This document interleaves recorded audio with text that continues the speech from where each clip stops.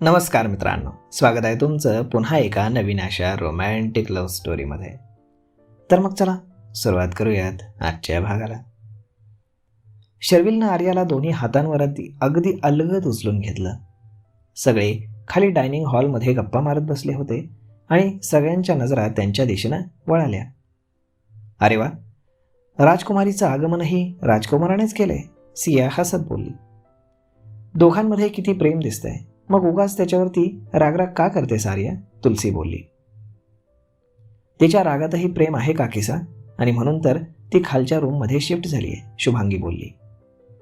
म्हणजे, सियाने मुद्दाम विचारलं. काल शर्विल नाही का बाल्कनीमध्ये? शुभांगी बोलतच होती की आर्याने तिच्याकडे रोखून पाहिलं. मासा, माझं सामान कोणत्या रूममध्ये ठेवलंय, ती दात आवळत बोलली. जमाईसा राहत होते ना त्या रूममध्ये, सिया बोलली. अरे वा, म्हणजे माझ्या बेडरूममध्ये, शर्विल खुश होत बोलला. हो, सिया म्हणाली.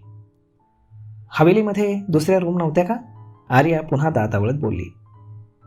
अगं, त्या रूममधून तुला हवेलीच्या समोरचं लॉन मधलं सगळं नीट दिसेल ना, म्हणून त्या रूममध्ये तुझं सामान ठेवलंय, शुभांगी आपलं हसू दाबत बोलली. तुला नकोय का ती रूम? ठीक आहे केसरबाई, शुभांगी केसरबाईंना आवाज देऊ लागल्या. असू दे आता, आर्या लगेच बोलली. अगं पण तुला नकोय ना त्याची रूम? काही हरकत नाही, हवेलीत आहेत बाकीच्या खोल्या. नाहीतर असं करूयात का, तू माझ्या खोलीत राहा, तुलसी बोलली. नाही नाही, मी राहते त्या रूममध्ये. नाहीतरी ही पूर्ण हवेली माझी आहे, त्यामुळे इथे सगळ्या रूम माझ्याच आहेत, मी कुठेही राहू शकते, आर्या बोलली. शुभांगी, सिया आणि तुलसी तिच्यावरती खोडकरपणे हसत होत्या. आर्याने त्यांच्याकडे एक कटाक्ष टाकला.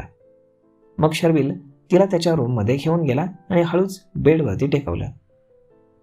हुश, शर्विल तिच्या बाजूला बसत बोलला. काय झालं, असं हुश का केलंस? बेबी, तू आधी एवढी जड नव्हतीस ना, आय थिंक तुझं वजन वाढलंय. हो, प्रेग्नन्सीमध्ये सगळ्यांचंच वजन वाढतं, ती नाक मुरडत बोलली. हो ना, तरीच मला जड वाटलीस. मग कशाला उचलून आणलंस मला? मी स्वतः आले असते, ती गाल फुगवून बोलली.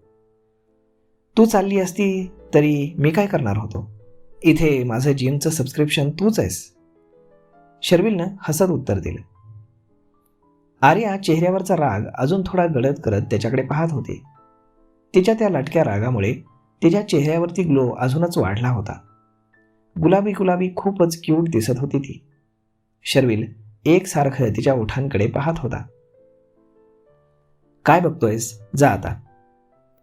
किती क्यूट दिसतेस ना, मला तुला किस करावंसं वाटतंय, तो तिच्यावर झुकत बोलला. नो, तिनं लगेच त्याच्या छातीवरती हात ठेवून त्याला थांबवलं. Please, only one kiss baby, तो अगदी लाडात येत बोलला. नेवर, ती डोळे मोठे करून त्याच्याकडे पाहत बोलली. मी तुला एवढं हातांवरती उचलून अलगद खाली आणलं, त्याचं बक्षीस म्हणून तरी दे, तो अजूनच तिच्या जवळ जात बोलला. मी नव्हतं सांगितलं मला उचल, माझी मी आले असते, ती मागे मागे जात बोलली. तो ओठ बाहेर काढून लहान मुलासारखं तिच्याकडे पाहत होता. तिला पण आता हसू येत होतं, पण ती दाखवत नव्हती. जा आता, मला आराम करायचा आहे, ती बोलली. पण त्यानं नाही मध्ये मान डोलावली. शर्विल, ओके, असं म्हणून त्यानं पटकन तिच्या गालावर आपले ओठ टेकवले आणि रूमच्या बाहेर पळाला. यू मंकी, डॉंकी, ती त्याला ओरडत बोलली आणि शर्विल हसत हवेलीच्या बाहेर पळाला. कुणी म्हणेल का ही दोघं आई बाबा होणार आहेत, दोघेही अगदी लहान मुलं झालेत, तुलसी बोलली आणि सिया आणि शुभांगी हसू लागल्या. तो रूमच्या बाहेर गेल्यावरती आर्या सुद्धा गालावर हात ठेवून गोड हसत होती. बदमाश, ती म्हणाली आणि बेडवरती आडवी झाली आणि काही मिनिटांतच तिला छान झोप सुद्धा लागली. दुपार झाली होती आणि आर्याला फार भूक लागली होती. ती हळूहळू चालत रूमच्या बाहेर आली. मासा, बडीमा, आर्या त्यांना आवाज देत होती आणि मेन बैठकीत आली. हुकुम, एक नौकर समोर आली. सब देवी माँ के लिए गए हैं मंदिर. कधी? आप आराम कर रही थी ना तब. अच्छा, आपके लिए खाना बनाया है, लाऊं? काय बनवलंय? राजमा, दाल खिचडी, रोटी आणि पालक की सब्जी है. बस बस, मला नको. ती तोंड घाण करत बोलली. तिला काहीतरी वेगळं खावंसं वाटत होतं. दुसरा कुछ बनाऊ? तुला मंचुरियन बनवता येईल का? वो क्या होता है? मंचुरियन म्हणजे? जाऊ दे, तू जा. जी. काय यार, सगळे बाहेर गेलेत. मला मंचुरियन कोण बनवून देणार? जाऊ दे, मीच बनवते. असं म्हणून ती उठली आणि किचनमध्ये गेली. शर्विल ऑनलाईन ऑफिसची एक मीटिंग अटेंड करत होता आणि त्यानं तिला पाहिली. आणि मग मीटिंग बंद करून तो लगेच किचनमध्ये आला. बेबी, तू काय करतेस इथे? किचनमध्ये काय करतात? आणि प्लीज आता मला डिस्टर्ब करू नको, ती भाज्या कट करत बोलली. तुला हे सगळं करायचं नाही आहे, तुला फक्त आराम करायचा आहे, तो तिच्या हातून चाकू ओढून घेत बोलला. शर्विल, मला भूक लागली आहे, दो ते चाकू इकडे, मला काम करू दे. सासूमाने तुझ्यासाठी जेवण बनवले ना? पण मला नको आहे ते जेवण. मला ना आज मंचुरियन असं मस्त चटपटीत आणि तिखट खायचं आहे, ती इमॅजिन करत बोलली. ओके, नो प्रॉब्लेम, मी बनवतो, तू रूममध्ये जा. तुला येतं बनवता? ती बारीक डोळे करून त्याच्याकडे पाहत बोलली. बेबी, तू विसरतेस, तुझा हा नवरा ऑलराऊंडर आहे, परफेक्ट बिझनेसमॅनसोबत हा जगातील बेस्ट कुकसुद्धा आहे. असं काही नाही जे मला जमत नाही. ओह रिअली? मग माझ्यासाठी आज चायनीज बनव. जो हुकुम मेरे आका. जा आता बाहेर जाऊन वाट पहा. नो, मला पण पाहायचं आहे की तुला खरंच येतं की नाही, की फक्त थापा मारतोयस. Okay weight. असं म्हणून त्यानं तिला अलगद किचनच्या ओट्यावर बसवलं आणि कामाला सुरुवात केली. तो अगदी सराईतपणे हात चालवत होता आणि सगळं करत होता. मध्ये मध्ये तो आर्याला छेडत तिच्या गालावर किस करत होता आणि तीही लटका राग दाखवत गाल फुवत होती. खरं तर तिला ते सगळं आवडत होतं. 1 तासानं शर्विलनं तिच्यासाठी व्हेज न्यूडल्स आणि मंचुरियन बनवले.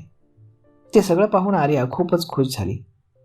तिला वाटलं आता तो तिला खायला देईल, पण त्यानं तिला उचलून घेत किचनमधून बाहेर आणलं आणि सोफ्यावर बसवलं.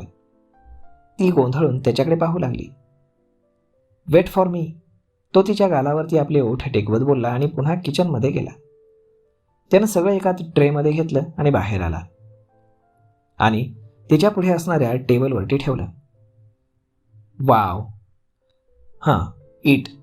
त्यानं तिला एक चमचा भरवला. तिनं खाल्लं आणि फारच खुश झाली. वाव, इट्स ऑसम, फार भारी आहे, असं म्हणत ती स्वतः पटापट खाऊ लागली. अगं हळू खा, तो तिच्याकडे पाहत हसत बोलला. खूप टेस्टी आहे, ती खाता खाता बोलली आणि गडबडीत एक मिरचीचा तुकडा तिनं खाल्ला आणि तिला तिखट लागलं. ती जीभ बाहेर काढून हुस हुस करू लागली. त्यानं तिला लगेच पाणी दिलं, पण तरीही तिच्या जिभेचं तिखट काही कमी होत नव्हतं. मग त्यानं तिला साखर खायला दिली, तरीही तिला तिखट लागत होतं. अजून खूप तिखट आहे शर्विल, काहीतरी कर ना, ती रडक्या आवाजात बोलली आणि शर्विलनं तिचे ओठ आपल्या ओठात घेतले आणि तिला किस करू लागला. तिनं शॉक होऊन डोळेच मोठे केले आणि त्याला दूर लोटण्याचा प्रयत्न करू लागली. 2 मिनिटांनी त्यानं तिला सोडलं. आता गेलं का तिखट? तो मिश्किलपणे हसत बोलला आणि ती लटक्या रागानं त्याच्याकडे पाहू लागली. तर मग मित्रांनो, अशा पद्धतीनं चालू आहे यांची लव्ह स्टोरी. पाहूयात पुढे काय घडतंय ते. तर मग मित्रांनो, आजचा हा भाग, ही लव्ह स्टोरी तुम्हाला कशी वाटली हे तुम्ही आम्हाला कमेंट करून नक्कीच सांगा. आणि जर आवडली असेल तर आपल्या जवळच्या मित्रमंडळींसोबत देखील हा व्हिडिओ तुम्ही शेअर करायला विसरू नका. धन्यवाद.